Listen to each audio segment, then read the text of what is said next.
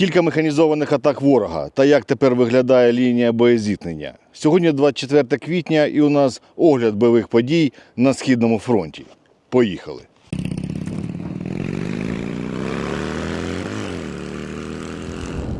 Вже котрий раз кажу, що настав той час, коли ми зможемо знищити окупанта на нашій землі. Нарешті росіяни почали серйозні механізовані штурми. Спочатку ворог захотів прорватися у часів Яр та зробити потрібний фланг для наступу основних сил на Костянтинівку. Але 24-та ОМБР та суміжні бригади повністю знищили ворога.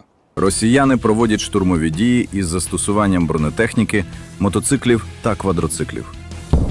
Впродовж тижня противник двічі пішов на механізований прорив.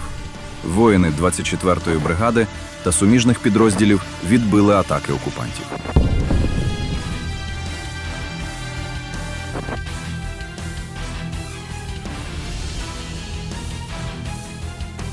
Втрати ворога за тиждень. Підтверджено 33 знищеними та 39 пораненими. Уражено 398 БПЛА, 5 бронемашин, 5 гармат, реактивні системи.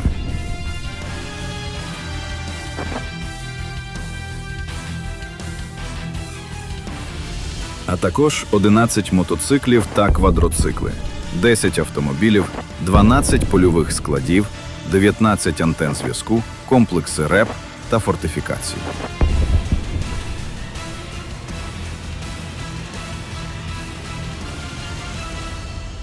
Також за тиждень було 2 механізовані атаки на Костянтинівку по дорозі зі сторони Ступочек та район Дач. Тут 36-та бригада морпехів та 28-та бригада просто розібрали цю атаку на молекули.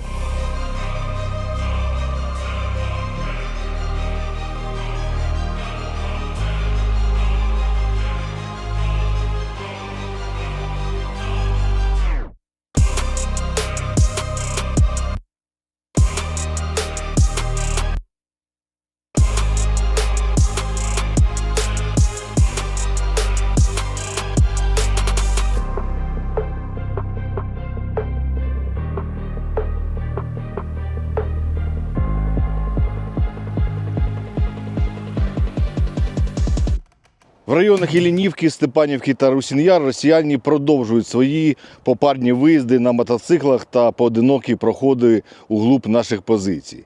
Але 93-я бригада «Холодний Яр» продовжує ефективно робити росіян з холодними ногами.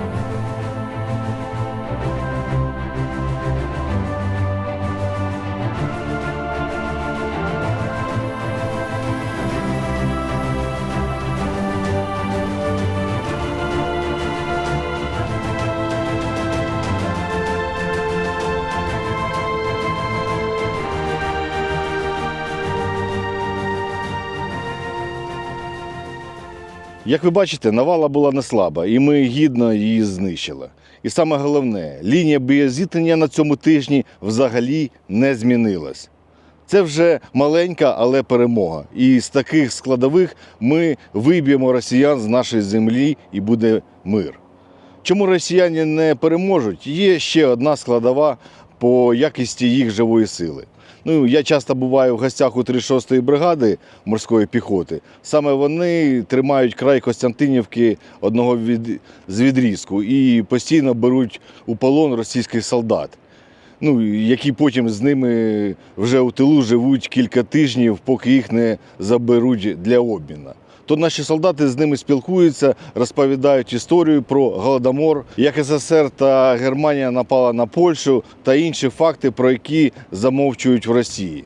Так от про якість російських солдат. Всіх, кого брали у полон, вони якісь неблагополучні. То із тюрми, то їм тюрма світила, то ще якась провина перед правосуддям.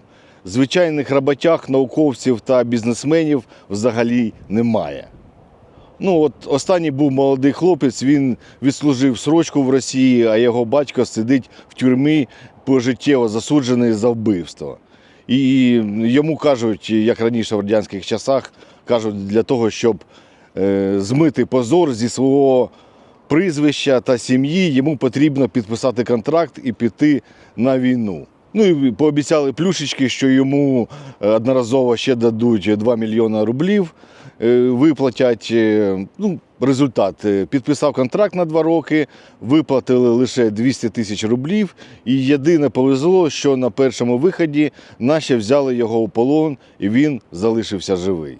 І таких різних складових не на користь окупантів чимало. Тому ми їх успішно зараз знищуємо. Просто у великій кількості. А ми продовжимо боронити нашу країну. Допомагайте Збройним силам, і ми обов'язково переможемо, бо ми не переможні. Слава Україні! Слава ЗСУ! Слава волонтерам! А Путін – гандон!